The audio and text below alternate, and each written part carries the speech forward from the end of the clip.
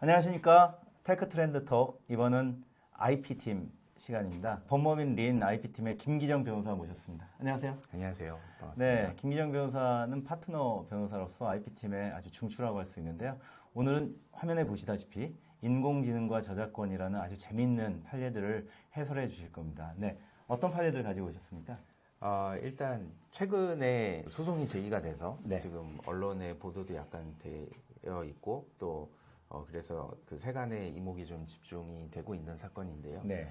작년 12월에 뉴욕타임즈가 오픈 AI의 그 계열사들과 네. 그리고 여기에 이제 큰 지분을 가지고 또 이제 그 클라우드 시스템 등을 서포트해주고 있는 마이크로소프트를 상대로 저작권 침해를 주장을 하면서 소송을 제기했습니다. 네, 이게 뉴욕타임즈가 네. 오픈 AI와 마이크로소프트를 상대로 한 소송이라는 뜻이죠? 네, 이 소장이 인터넷에 공개가 돼 있습니다. 아, 네. 네, 그래서 궁금하신 지금 분들은 그 판결도 공개될 뿐 아니라 네. 소송 기록도 전부 공개되는 게 참 차이점인가요? 네, 그렇습니다. 소송 기록 같은 경우는 뭐 약간의 이제 유료 그 요금을 내면은 누구나 등사할 수 네, 있는. 네, 그 소송 요즘에 과정에 PDF로 제출되는- 내려주겠네요, 그냥. 네, 그렇죠. 네.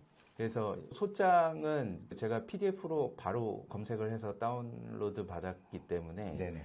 이제 어떤 유료 서비스를 통해야 되는 건 아니고 아, 네. 조금만 검색해보면 누구나 찾아볼 수 있는데 그 호스팅하는 서버 주소가 뉴욕타임즈로 돼 있더라고요. 그래서 아마 여기에서 이제 스스로 올렸군요. 네네 소장을 공개를 하고 있는 것 같습니다. 네. 그래서 작년 12월 27일이면 정말 따끈따끈한 소장입니다. 네, 그렇죠.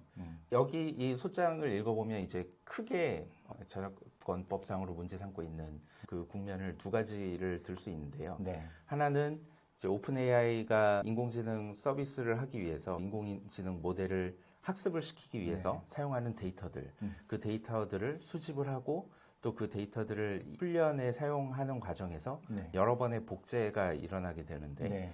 그 부분을 일단 문제를 삼고 있고요. 그래서 실제로 챗GPT 같은 서비스에서 그 인공 GPT 모델을 개발하기 위해서 뉴욕타임즈가 아주 많은 투자와 노력을 들여서 작성한 아주 고품질의 뉴스 기사들 이런 것들이 대량 학습에 이용이 됐다. 그 부분은 이제 사실관계에서 좀 다툼의 여지가 없는 부분인 것 같고 네네. 또 이제 출력되는 부분에 대해서도 그러니까 이 완성된 예를 들어서 챗GPT에 우리가 질문을 던졌을 때 뭐 어떤 주제를 던져주면서 여기에 대해서 뉴욕타임즈에서 어떤 기사를 내보냈느냐 라는 굉장히 간단한 프롬프트만으로도 네. 기사의 원문이 거의 그대로 쏟아져 나왔다는 네네네. 주장을 하면서 이제 증거를 제출을 하고 있고요. 아, 네, 그렇군요. 그래서 인풋과 아웃풋이라고 제가 나눠봤는데요. 그러니까 이 인공지능 모델의 인풋을 시키는 과정에서 발생하는 네네. 복제 그리고 이 인공지능 모델이 아웃풋을 내는 과정에서 발생하는 복제 이 크게 두 가지를 문제 네. 삼고 있다고 네네. 할 수 있습니다.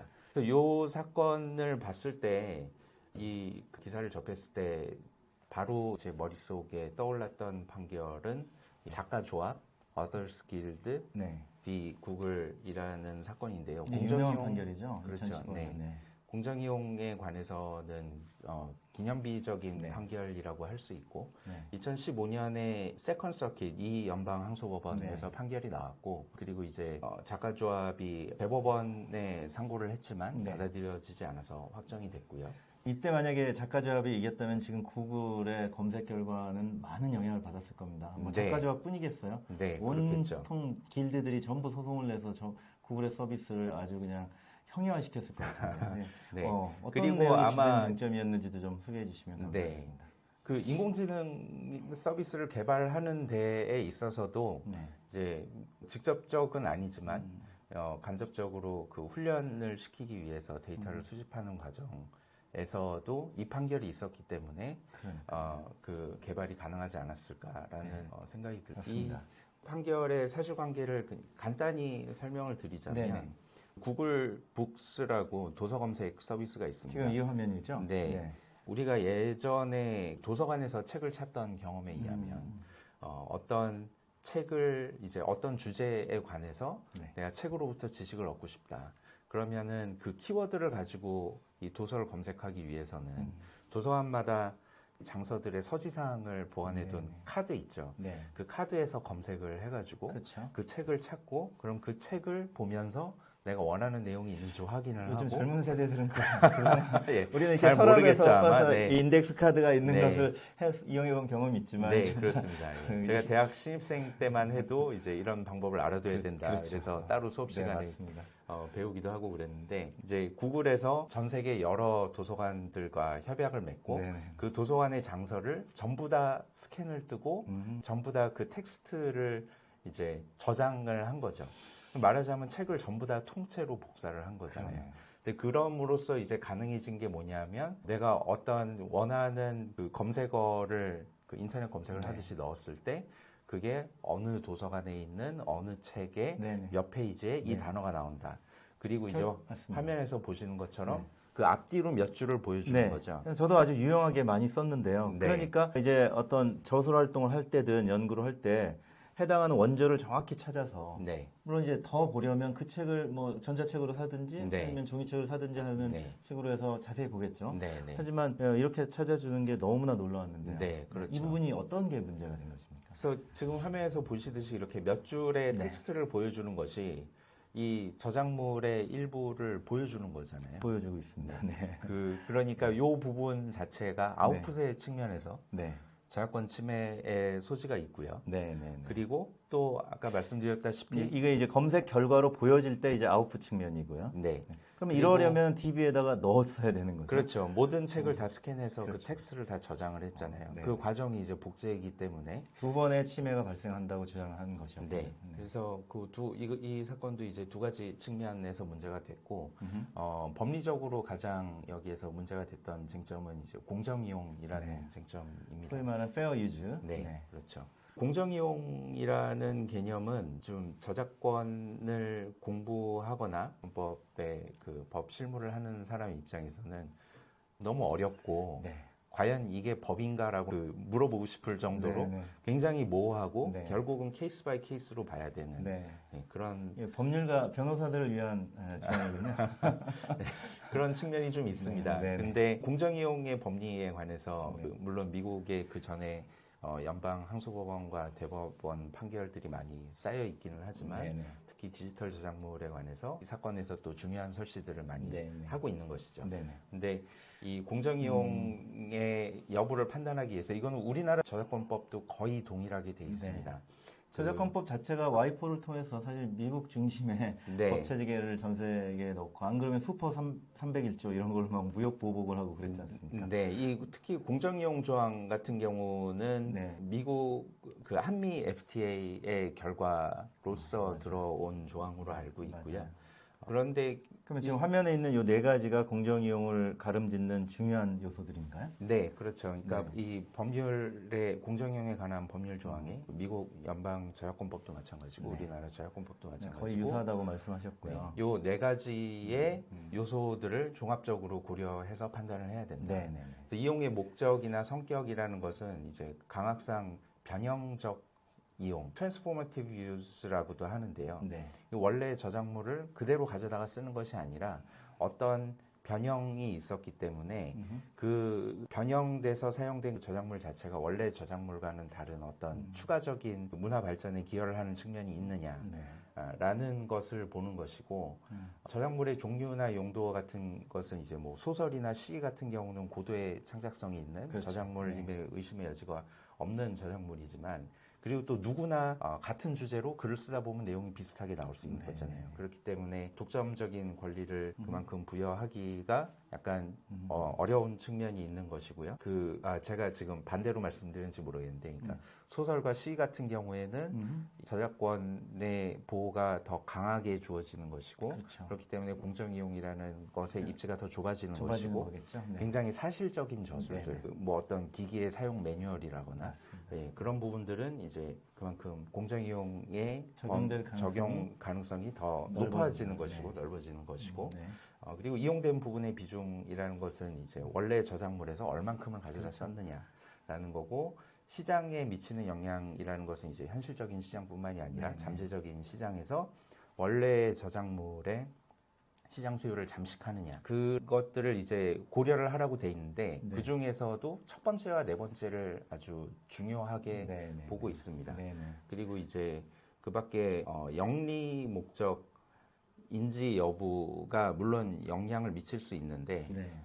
보통 이제 저작권법에 익숙하지 않은 분들하고 말씀을 하다 보면 비영리니까 괜찮은 거 아니냐, 뭐 영리인데 되는 거냐, 네. 뭐 이런 말씀을 많이 하시는데 그게 물론 뭐 중요한 지표 중에 하나이기는 하지만 그게 또 결정적인 지표는 아니거든요. 그럴 것 같습니다. 만약에 비영리라서 괜찮다면 네. 국가나 지방자치단체는 아무거나 갖다 써도 된다는 얘기잖아요. 네, 그럴 수도 대표적인 있고. 비영리 법인이 국가인데. 네. 네, 그리고 또 이제 첫 번째와 네 번째가 다른 두 번째와 세 번째의 요소에 비해서는 네. 좀 중요한 비중을 가진다. 네. 그거를 이제 중심으로 이 어더스킬이 구글 사건에서 법원이 이제 이 요소 하나하나마다 아주 자세하게 설치를 하고 있습니다. 아, 진짜 기념비적인 판결이 맞군요. 근데 아까 인풋 측면이 있고 아웃풋 측면이 있다고 말씀을 드렸잖아요. 네. 인풋 측면에서는 책을 전체를 다 복사를 했으니까 그러니까 이용된 부분의 비중이라는 복제율 100% 것에서는 아닙니까? 네, 그렇죠. 100% 복제를 한 거죠. 네네네. 그렇지만 이 책의 내용을 네. 일반 사용자가 구글 도서 검색 서비스를 이용해서 네. 어떤 특정한 책의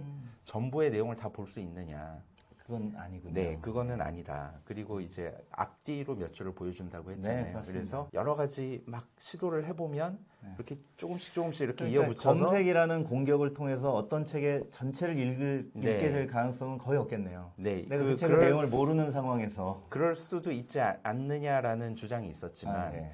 실제로 해보니 책의 전체 상당한 분량의 그럼 내용을 법정에서 해보세요, 파악하는 것은 해보세요. 네. 원고 대리한테 해보세요 이렇게 했겠네. 불가능하다. 여기 그래서, 지금 성경이 있다. 다 찾아봐라. 네.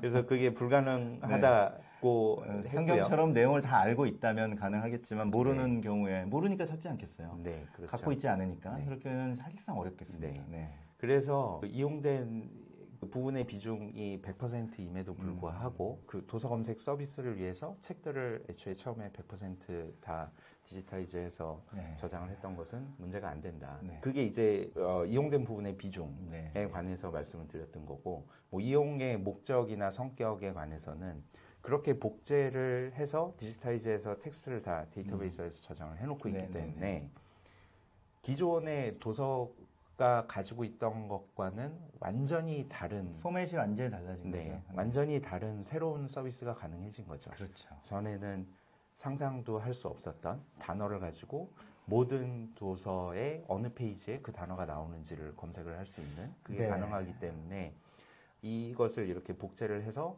사용을 하는 것은 변형적 사용에 해당된다. 네. 그리고 또 그 도서 검색 서비스에서 제공하는 정보가 기본적으로 그 도서의 표현에 관한 것이 아니라 그 도서 자체에 관한 정보를 제공하는 것이다. 그렇죠. 이 이제 책의 몇 페이지에 메타 서비스라고 할 수 있겠네요. 네. 메타 정보를 제공해 주는 거죠. 네, 그렇죠. 그런 부분은 이 책에 들어있다를 네, 알려주는 거니까. 네, 네.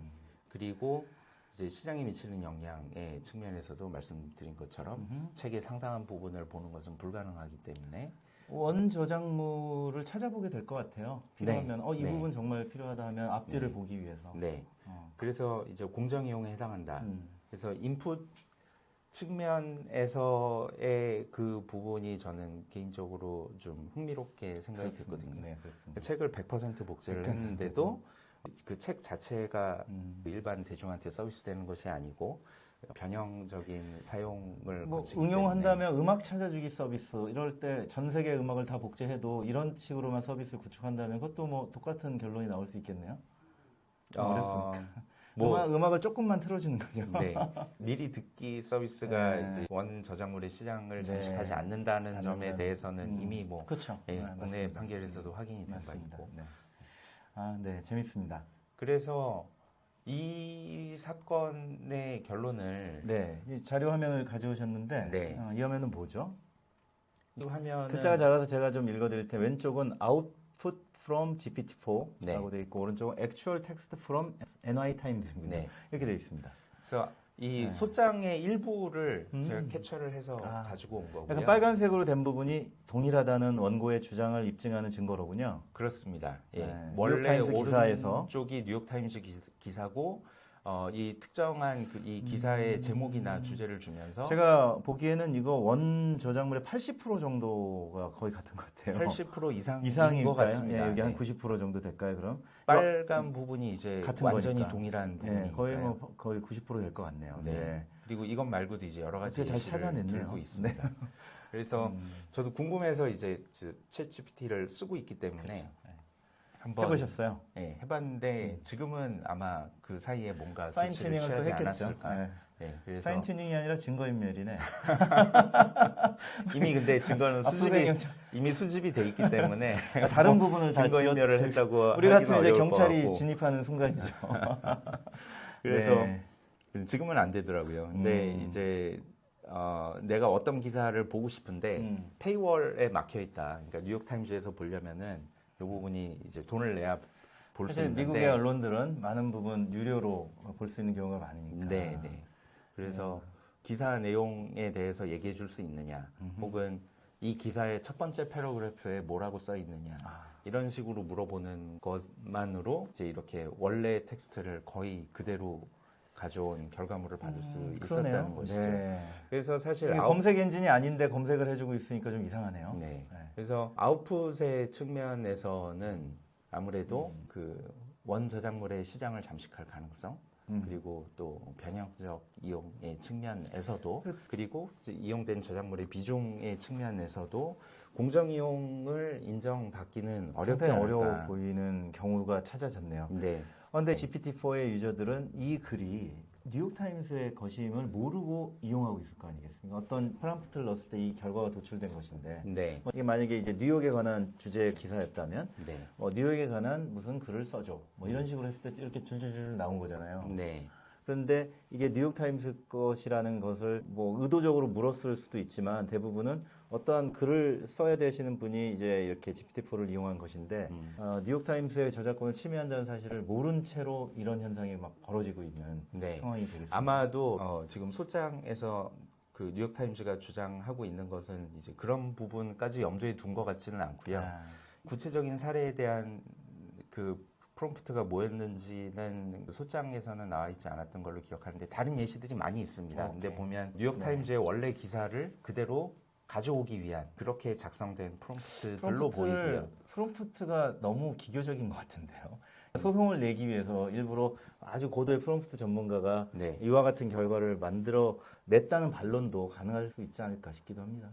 근데 그 프롬프트라는 게 만들기가 그렇게 어려운 것이 아니고 이 소장에는 결과를 가져온 프롬프트도 제시가 돼 있었을까요? 구체적인 사례에 대해서는 없었는데 다른 여러 사례들이 많이 있습니다. 거기에는 이제 어떤 프롬프트를 넣었을 때 이런 결과가 나왔다라는 그럼 검증이 것들도 가능하겠습니다. 있고. 네네. 네. 그리고 일반 이용자들의 입장에서도 뉴욕타임즈 기사를 보고 싶은데 앞에 조금 보여주다가 말고 이제 서브스크립트 로그인 하라고 하니까 네. 그러면은 시도를 해볼 수 있을 것 같아요. 그렇군요. 혹시 얘한테 물어보면 알려주지 않을까.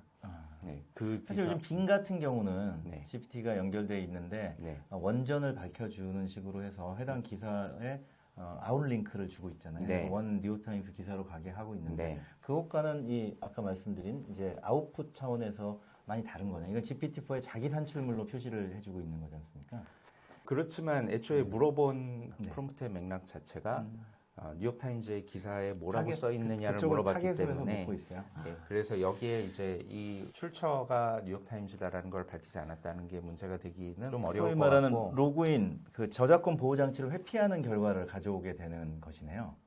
유료 결제를 해야만 볼 수 있는 저작물을 네. 로그인하지 않고 GPT-4에서 그걸 보여주고 있는 거잖아요. 네, 네. 그렇게 결과적으로는 이제 그렇게 되니 뉴욕타임스 입장에서는 열받을 만도 합니다. 네네. 그리고 말씀하신 출처가 뉴욕타임즈인지 여부를 표시하는 문제에 대해서는 오늘 말씀드린 주제하고는 약간 다른 내용이기는 한데 네. 그 부분도 이제 소장에서 문제 삼고 있는 부분이 있습니다. 네네. 그러니까 뭐냐면 뉴욕타임즈 기사에 없는 내용인데 있는 것처럼 흔히 이제 hallucination이라고 네, 하죠. 이런 생성형 AI를 쓸 때 실제로 있지 않은 거를 정말 있는 것처럼 자신 있게 얘가 뱉어내는 경우들이 있잖아요. 그래서 이 주제에 대해서 뉴욕타임즈의 어떤 기사에서 뭐라고 얘기했느냐라고 했을 때 그 기사에 없는 내용을 막 지어서 네, 출력물로 네. 내주면서 뉴욕타임즈에서 이렇게 말했다라는 식으로 이제 결과물이 네. 나온다는 거죠. 근데 그 환각 문제는 hallucination 문제는 기술적으로 지금은 많이 해결이 됐다고 들은 것 같고 저도 네. 체감적으로도 그 챗GPT가 처음 출시됐을 때부터 좀 3.5 써오고 있는데 버전보다는 4에서 좀 많이 낮았다는 거죠. 처음엔 3.0이었던 것 그때부터 같습니다. 쓰셨어요? 네. 일찍 쓰셨네요. 그래서 그때는 진짜 환각 문제가 굉장히 많았었는데 지금은 체감적으로는 거의 프롬프트상에 어떤 뭔가 장치를 마련하거나 조심을 하지 않아도 네네네. 거의 대부분 정확한 답이 나오고 있는 것 같습니다. 네. 그래서 그거는 좀 마이너한 쟁점이었고 그래서 말씀드리고 싶은 것은 아웃풋 측면에서는 좀 어렵지 않겠느냐. 네네.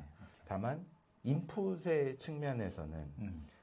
이 모델을 학습시키기 위해서 수많은 뉴욕타임즈의 아티클들을 다 복사를 해서 여기에다가 넣어줬을 텐데 이제 저작권 침해가 되지 않겠느냐라는 그 부분에서는 앞서 말씀드렸던 구글 도서 검색 판결이 있기 때문에 네네. 그게 쉽지는 않을 것이다. 네. 근데 단정하기는 어려운 게 네. 구글 도서 검색 서비스에서 그 도서를 100% 복제를 했음에도 불구하고 그 네. 부분에서 공정 이용을 인정을 해줬던 것은 원래 콘텐츠가 노출되지 않는다는 거였거든요. 그렇습니다. 근데 지금은 노출이 되고 있으니까 그렇군요. 이렇게 거의 90% 동일한 결과가 나오는 부분들이 있네요. 네, 그래서 그 부분이 좀 변수로 작용을 할 것 같은데 이런 부분이 제가 이쪽 기술의 전문가는 아니지만 네네. 기술적으로 해결하기 어려운 문제는 아닌 것 같아요. 네. 그러니까 그 아까도 말씀드렸다시피 소송이 제기되고 불과 지금 2달도 안 됐는데 제가 한번 시도를 해봤지만 똑같은 프롬프트를 넣었지만 아티클 내용을 정확하게 다 제공을 해줄 수 일단 없다. 소장에 있는 것은 모두 없앴겠죠. 네. 그리고 소장이 날아왔는데. 그 밖에 이제 다른 시도도 네. 해봤습니다. 네, 뉴욕 네, 타임즈에 이제 다른 기사 네. 제목을 보고 네, 네. 며칠자 무슨 기사가 있는데 그러니까요. 여기서 뭐라고 얘기하고 있는지 뭐 뭐 오픈AI가 얘기해봐. 최고의 개발자들이 있으니까 네. 얼른 조치를 취했을 것 같군요. 네. 네. 그래서 앞으로 이제 분야에서의 공정 이용에 관한 그 법리에서 요런 그 저작권을 의도치 않게 침해할 수 있는 네. 이런 결과물들이 나오는 것을 방지하기 위해서 어떤 기술적인 조치를 취했느냐라는 것도 중요한 판단 요소 중에 하나가 될 수 있고 그렇겠네요. 그리고 또 AI에 대한 규제 얘기가 많이 나오고 있잖아요. 네. 그런 규제의 측면에서도 그러면 이런 결과들을 예방하기 위한 어떤 네네. 기술적인 네네. 조치를 취해야 된다라는 어떤 행정적인 네네. 의무를 부과를 한다거나 뭐 그런 방향으로 이제 발전이 되지 않을까 싶습니다. 그렇군요. 또 이런 소송들을 통해서 네. 이 LLM을 개발하는 회사들이 이런 측면을 굉장히 주의해야 되겠구나라는 교훈도 얻을 수 있을 것 같고요. 네, 또 이런 도전과 응전을 통해서 네. 이제 안전한 네. 저작물 이용 기술이 발전된다면 네. 뭐 이제 원 저작자들은 자기 저작물을 지킬 수 있게 되고 네. 학습에 이용하게 되는 것이 이제 오서 길드 판결처럼 이제 공정 이용이 된다면 네. LLM도 발전하고 원 저작물도 보호하는 이런 합리적인 결과가 네. 되지 않을까요? 네. 그렇게 기대도 됩니다. 네. 그래서 이제 그런 측면에서 제가 평소에 좀 생각을 해봤던 것인데 인공지능과 사람과의 차이. 네. 그러니까 디지털 저작물들에 대한 이제 저작권법상의 어떤 규율들, 조항들과 판례들과 그런 것들을 볼 때 좀 의문이 들었던 부분들이 있거든요. 네. 이제 어떤 부분이냐면 예를 들어서 일시적 복제라는 개념을 저작권법을 공부를 하시는 분들은 다 아실 텐데 네. 예를 들어서 어떤 프로그램 자체가 저작물이잖아요. 그러면은 제가 그것을 어떤 웹사이트에서 다운로드 받아서 제 컴퓨터에 설치를 했을 때 네. 한번 복제를 한 것이고 그렇죠. 그 프로그램을 실행을 시킬 때 이 메모리, 프로그램이 필연적으로 네. 램으로 올라가기 그렇죠. 때문에 메모리 올라오는. 그럼 그 과정에서 램에 또 복사가 되는 것인데 그것을 별도의 복제로 봐서 복제권으로 보호를 해줄 것이냐 네. 원래 저작권자에게. 근데 그거를 보호를 하기 시작하면 네. 이 복제는 그 프로그램을 사용하는 과정에서 필연적으로 생길 수밖에 없는 네. 복제물인데 네. 그 복제를 할 수 있는지 여부를 저작권자에게 권리를 준다고 하면 이 프로그램을 사용하는 행위까지 네. 저작권자에게 통제권을 주겠다는 거예요. 그렇습니다. 근데 저작권은 저작권자에게 부여하는 권리는 네. 법령상 정해져 있거든요. 그러니까 뭐 저작물을 복제를 할 수 있느냐, 이체적 저작물을 만들 수 있느냐, 전송할 수 있느냐, 공연할 수 있느냐. 네. 그 권리들이 이제 법률에 마련이 돼 있고 그렇기 때문에 대세적인 권리로서 저작재산권의 내용 중에 하나로 인정을 할 수 있는 것인데 이 복제의 범위를 그렇게 넓혀버리면 그러면 사용까지 이제 문제를 삼으니까 네. 네. 예를 들어서 제가 전자책을 구매를 했는데 책을 한 번 돈을 주고 사면 그거를 내가 한 번을 읽든 두 번을 읽든 그건 제 마음이잖아요. 네네네. 근데 이런 권리를 인정을 하게 해주면 내가 전자책을 사서 책을 몇 번을 읽을 수 있는지까지도 파는 사람이 통제를 할 수 있는 근거가 페이퍼 리드, 생긴. 페이퍼 유즈 개념이 여기 들어오겠는데요. 네. 그래서 그렇게까지 이제 발전할 네, 수도 있겠네요. 네, 네. 아, 그 이제 그렇게 되면 저작권자와 그것을 이용하는 대중의 이익 사이의 균형이 깨진다고 보기 때문에 그렇군요. 그것의 밸런스를 잘 맞춰야 되는 것이 저작권법의 목표랄까? 그렇습니다. 항상- 저작권은 뭐 천부인권이 아니고 네, 법률에 의해서 부여된 권리이기 때문에 네. 정책적인 중간 그 정책적인 밸런스를 밸런스가 맞추는 게 있을 수가 굉장히 중요하죠. 그렇군요. 근데 기존에 이제 저작권법이 발전이 되어온 과정들을 보면 디지털 저작물에 네. 관해서 그 일시적 복제의 개념도 그렇고 일시적 복제 같은 경우가 이제 분명히 그런 한 예인데 실제로 저작권법이 원래 생각을 했던 거는 사람이 책을 읽고 영화를 보고 음악을 듣고 그렇습니다. 그런 저작물을 전제를 하고 만들어진 것인데 아날로그 시절에 만든 네. 거죠. 근데 거기에 이제 디지털 기술들이 들어가기 네. 시작하면서 그 안에서 복제가 어떻게 이루어지고 정보가 어디서 어디로 전송이 되고 거기까지 네. 이제 저작권법으로 컨트롤을 하려다 보니 네네네. 그런 이상한 결과들이 나오는 것이죠. 그러네요. 그래서 이제 일시적 복제의 개념을 인정을 하면서도 별도로 또 그 디지털 저작물의 경우에는 다른 특례를 둬서 그 이용 과정에서 필연적으로 생기는 그런 저작물에는 그 저작권의 효력이 미치지 않도록 네네. 그런 또 다른 규정을 예외적으로 두고 네네네. 그리고 이 아까 구글 북스 사건 도서 검색 사건의 경우에도 책을 어떻게 보면은 전지전능할 정도로 똑똑한 사람이 네네. 엄청나게 많은 책을 읽고 그래서 누군가가 어떤 책을 찾고 싶은 사람이 이런 주제를 다룬 책이 필요한데 추천해달라 네. 라고 할 때 그 굉장히 똑똑한 사서가 책을 추천을 해주는 그 행위처럼 볼 수도 있잖아요. 그렇죠. 그것은 무슨 저작권 침해라고 하기는 어렵잖아요. 그러면 네. 그 사서가 그 책을 읽어서 그 책에 관한 정보를 머리에 기억하고 있는 그거를 저작권 침해라고 할 수는 없잖아요. 헤드 메모리에 저장한 거 아닙니까? 예, 그렇죠. 근데 그 부분까지 이제 법으로 건들 수는 없는 것이니까. 거죠. 네.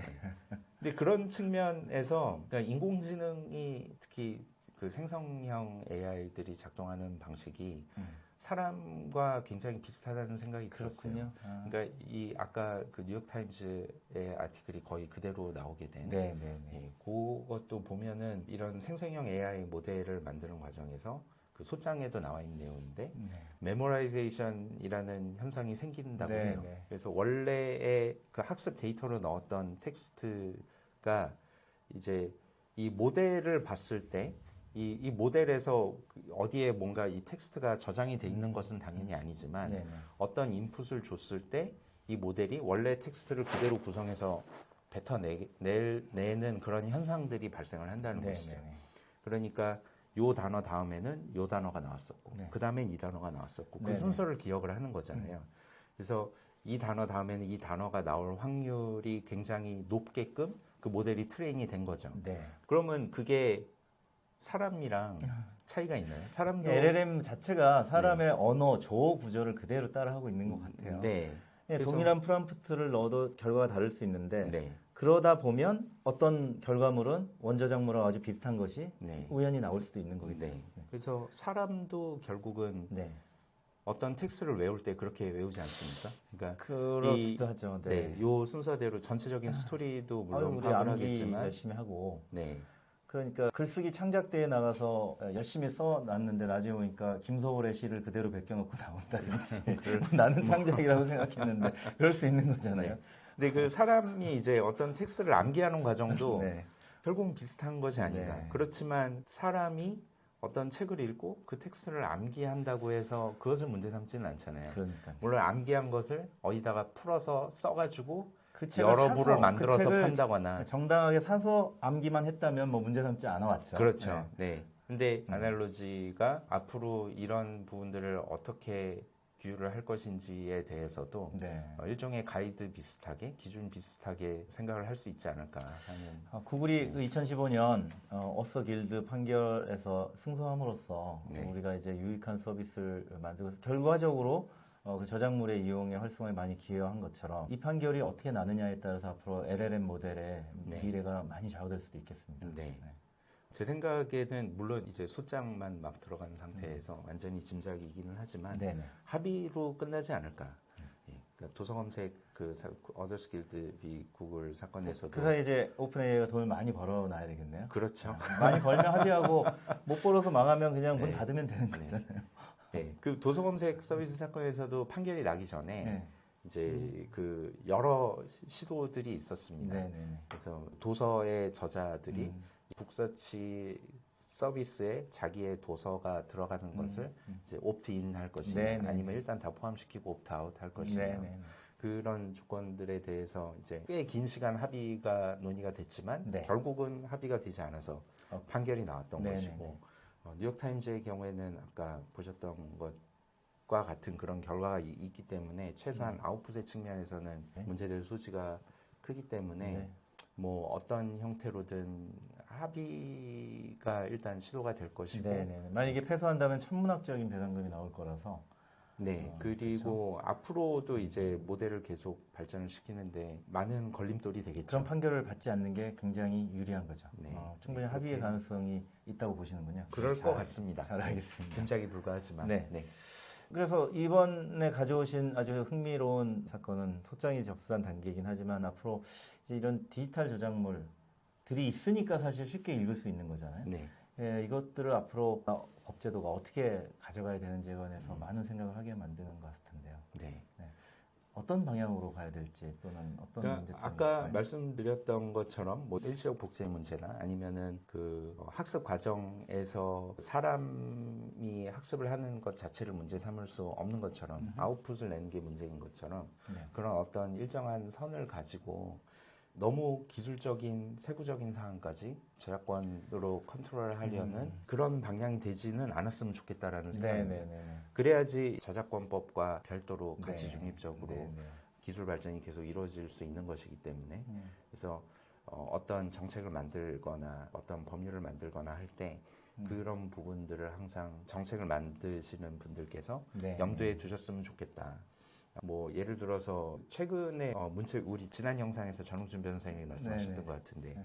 문체부의 가이드라인이 나왔습니다. 나오지 않았습니까? 맞습니다. 네. 근데 그런 부분들이 너무 조급하게 이제 손을 대면 그러니까요. 다 저작권자 허락 받고 해라 뭐 이런 식의 가이드가 나올 수밖에 없는 거예요. 근데 맞습니다. 그것은 이제 현실적으로 너무 균형에 맞지 않는 네네. 그런 지금 가이드라인. 음악 산업 같은 경우 네. 온라인 스트리밍 서비스 회사들이 저작권자들한테 엄청난 부를 안겨주고 있잖아요. 네. 이게 상생 모델이 확립돼 있으니까. 네. 사실 이런 LLM 모델은 저작권자들 입장에서는 사실 길게 보면 반겨야 할 네. 합리적인 배분만 잘 이루어진다면 네. 반겨야 될 상황이 아닌가 저는 그렇게 생각되고요. 또 네. 이런 이용자들 입장에서는 쉽게 저작물들을 우리가 순식간에 접할 수가 있게 되죠. 소비할 수 있게 되는 차원에서 기존의 음악 산업에 국한되어 있던 게 이제 미술 또는 글, 기타 여러 가지 형태로 변환될 것 같은데 네. 물론 LLM식으로 또는 달리 같은 생성형 AI식으로 형태가 바뀌기는 하지만 그 원 저작물 아까 1차 인풋이라고 하셨죠. 네. 네. 인풋에 기여한 곳에 적절한 배분을 해주는 네. 그런 제도로 가기 위한 어떤 출발점에 지금 서 있지 않나 좀 그런 생각이 드네요. 네, 네, 맞습니다. 그래서 정책도 그런 쪽으로 발전을 하지 않을까 싶고, 뭐 여담으로 미국에서 소송이 제기가 되기는 했지만 그런 측면에서는 지금 말씀을 들으니까 든 생각인데 한국이 오히려 소송을 제기하기에 더 적절한 지역일 수도 있었겠다. 샘 알트만 선생님께 말씀드리는데 미국에서 태어난 걸 정말 다행으로 생각하셔야 됩니다. 한국이었다면 이게 어떻게 되겠어요? 조선일보가 이 민사소송 내지 않거든요. 네. 일단 형사 고소를 하죠. 경찰서에 갔어야 돼요. 언제 민사하고 있어? 그냥 고소지. 그러면은 대표이사가 소환되는 순간 그냥 그날 서비스 중단할지 말지 결정해야 되는 거잖아요. 그리고 이제 뉴욕타임즈 입장에서 미국에서는 저작권밖에 주장할 게 없었겠지만 네. 뭐 우리 법이라면은 그 부정경쟁 방지법상의 타인의 성과 도용도 네, 네. 충분히 문제 삼을 수 성과 도용은 있고 또 있고 이제 어떤 식으로 오픈 AI가 데이터를 수집을 했는지는 그거는 사실관계에 따라서 좀 달라질 수 있지만 데이터베이스 제작자의 권리라는 것도 그것도 있고요. 예, 미국에서는 인정이 안 되고 있지만 우리나라에서 인정을 하고 또 있기 아시다시피 아니 로그인을 해야 볼 수 있는 저작물을 복제할 목적으로 로그인했다면 정보통신망법상 48조 네, 네. 부정 접속, 네. 네. 비밀 침해 네. 뭐 이런 문제도 이슈 제기할 수 네. 있죠. 이것도 형사처벌이 가능합니다. 그래서 그 법리적인 프레임 자체는 미국보다는 우리나라가 뉴욕타임즈에 유리하지 않았을까 하는 만약에 그런 생각도 할루시네이션도 그런데요. 우리나라에서 만약에 그런 식으로 허황된 말하지 않은 어떤 내용을 누가 말했다고 하는 내용이 막 도출이 됐다면 일종의 허위 사실 적시에 의한 명예훼손이라고 또 주장할 수도 있을 것 같거든요. 사람이 네. 내가 하지 않은 말을 한 것처럼 나온다든지 네. 그렇게 나오는 것들을 많이 봐지고 세종대왕이 맥북을 투척했다 하면 세종대왕이 내가 언제 그랬냐면서 명예훼손죄를 고소할 수 있잖아요. 우리나라에서 이거 하는 게 이렇게 어렵습니다. 네. 그리고 미국은 연방저작권법에 형사처벌 규정이 있는데도 사실 형사고소를 즐겨하지 않고 네. 이렇게 민사로 해결하는 것도 어떻게 네. 보면 성숙한 문화인 것 같기도 합니다. 네, 그 부분까지는 제가 정확히 말씀을 드리기는 어려운데 일단 형사처벌 규정이 있기는 하지만 있죠. 왜냐하면 여러분들 미국 영화 보면 처음에 FBI 워닝이라고 나오잖아요. 아, 네, 네, 맞습니다. FBI는 네, 네, US 어토니, 네, 네. 법무부 밑에 연방 검사 밑에 네. 수사 조직이에요. 네, 네, 맞습니다. 그래서 자국 영화의 저작권 보호하려고 FBI 워닝이 나오는 거거든요. 그렇죠. 형사처벌이 있다는 얘기죠. 그리고 이제 저작권에 관련된 사항이 주법이 아니라 연방법의 프리엠션이 있는 영역이기 때문에 맞습니다. FBI가 수사기관이 됩니다. 그런데 FBI가 오픈 AI가 이렇게 많이 가져다 쓴다고 다 알고 있는데도 수사에 나서지 않잖아요. 네, 그런 것도 산업 발전을 위한 어떤 보충적인 2차적인 네. 어프로치 접근인 것 같습니다. 네. 그래서 그런 생각도 해봤습니다. 이 사건을 보면서 AI에 대해서 어떤 규제를 사전에 만들어서 저작권 침해라거나 어떤 그런 결과가 생기지 않도록 하려는 노력보다는 이제 어느 정도는 지금 현행법 안에서 자유롭게 할 수 있는 범위에서 네. 정말로 어떤 심각한 법익 침해가 이루어지지 않는 범위에서는 일단은 하게 내버려 두고 그 결과에 따라서 그게 당사자들끼리 이제 맞습니다. 이 사건이나 어저스 길드 비 구글 사건에서처럼 법원에서의 그 분쟁을 통해서 해결을 하는 그런 경험이 많이 쌓여야 법리도 더 발전이 되고 너무 정확한 말씀인 겁니다. 우리 행정규제기본법에도 우선 허용 사후 규제의 원칙이 천명돼 있거든요. 네. 근데 우리는 아시다시피 행정법규나 이런 저작권법이나 온통 다 형사처벌이 있으니 네. 일단 고소부터 하는 거거든요. 아시다시피 고소는 범죄자를 다루기 때문에 네. 합리적인 토론이 이루어지는 공간이 아니잖아요. 네. 그것이 이제 법률 문화의 발전을 많이 저해하고 있는 것이 좀 안타깝긴 합니다. 오늘 너무 좋은 말씀 감사드리고요. 짧게 얘기하시겠다고 했는데 그러게요. 오래오래 얘기해 주셔서 너무 감사해요. 네. 너무 길어졌습니다. 네, 네. 오늘은 법무법인 린 IP팀의 김기정 변호사를 모시고 최신 AI와 저작권에 관한 이야기를 들어보았습니다. 다음에 또 나와주실 거죠? 아, 네, 불러주시면 네, 또 다음에 또 나오겠습니다. 재미있는 소식을 갖고 나와주시기 바랍니다. 시청해 주셔서 감사합니다.